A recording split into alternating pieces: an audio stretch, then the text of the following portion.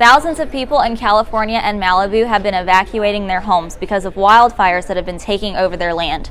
Now, families and celebrities like Gerard Butler, Miley Cyrus, and Liam Hemsworth are returning home just to see rubble from these fires.